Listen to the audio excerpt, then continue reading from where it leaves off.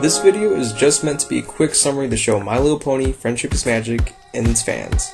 So if you're looking for a more in-depth analysis, there are other more descriptive videos out there that are worth checking out. So with that being said, let's talk about bronies. What's a brony? Somebody who likes cartoon ponies. Oh, you mean like little girls? No, adult men. What? That's what a brony is? That's disgusting. That pretty much sums up most people's reactions when they heard about the fandom. How was that? The common assumption is the men who watch cartoons shouldn't be considered as real men, and the guys that like ponies are rather gay or pedophiles. But for the most part, they're just normal guys who just so happen to like a show meant for little girls. The Brony community, made up of guys who can't wait to whack it to explicit pics of lesbo ponies. And contrary to what Daniel Tosh has to say, most bronies don't clop, but I'd be lying if I told you that none do. One thing though, cloppers aren't to be confused with furries. From what I've heard, their affection to the ponies comes from a mental attraction to their personalities, and it just kinda goes from there. This is kind of a touchy topic for bronies. Many dislike cloppers because their actions go against the innocent nature of the show, while others accept them because the brony motto is to love and tolerate. Moving on now, not everyone who watches the show is gonna like it. It's like that for every show. But the show could potentially appeal to any type of person. I mean, there's a lot of guys out there that you never would have guessed watched the show. But because watching My Little Pony is unacceptable, a lot of people who would have liked the show reject it out of fear of being judged, or they do watch the show but keep it a secret from others. Another thing is, a lot of bronies tend to be that slightly geeky guy, because they're usually more open-minded and care less of what others think about them. But just so you know, I really don't mean that as a bad thing. Most bronies don't start off liking the show. In fact, a lot of them hate it at first. They see the bright colors and the happy ponies, and they think, this is not my style. But people get curious, people watch the show, and to their surprise they love it. They become active members of the online community and create things like fan art, fanfics, music, videos, costumes, even video games. And this is happening to people everywhere, all over the world. But why? What is it about this show that makes it so special?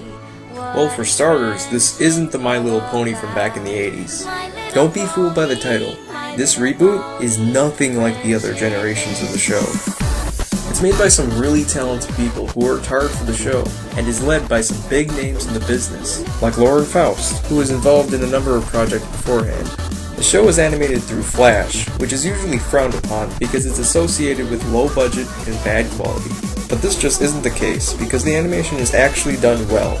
Everything is so detailed and fluid, and the art style has a minimalistic look that goes well with the show.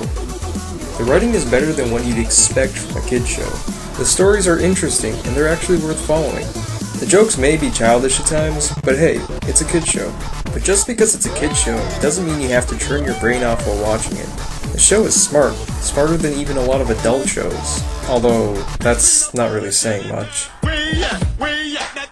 On occasion, the characters do break into song, which I would consider to be a bad thing if it weren't for Daniel Ingram, who not only composes songs that are bearable, but are catchy and original, which is really nice considering what the songs used to sound like.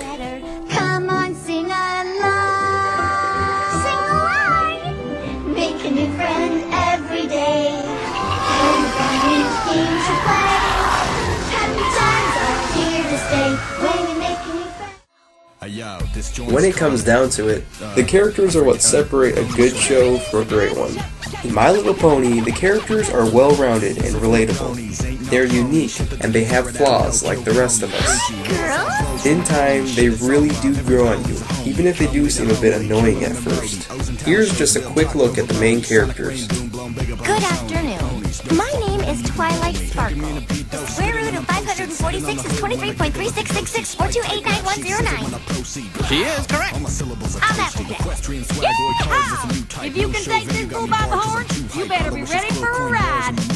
I simply cannot let such a climate and fabulosity go uncorrected. Some of us do have standards. They don't call me Rainbow and Dash for nothing. Oh, so you want to do this the hard way? Let's do this the hard way. I should this party just for you. Oh, I never leave home without my party cannon. What's your name?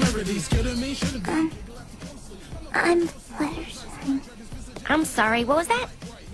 My name is Fluttershy. Didn't quite catch that.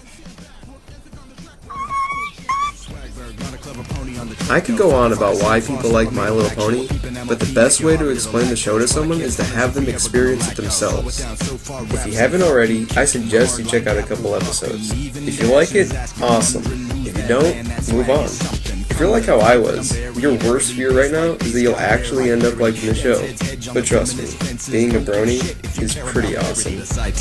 Now I see why they said it was a cartoon I should try. Call me Diamond Dog, I am iced out fly, rocking magic ass raps with the Twilight Eye.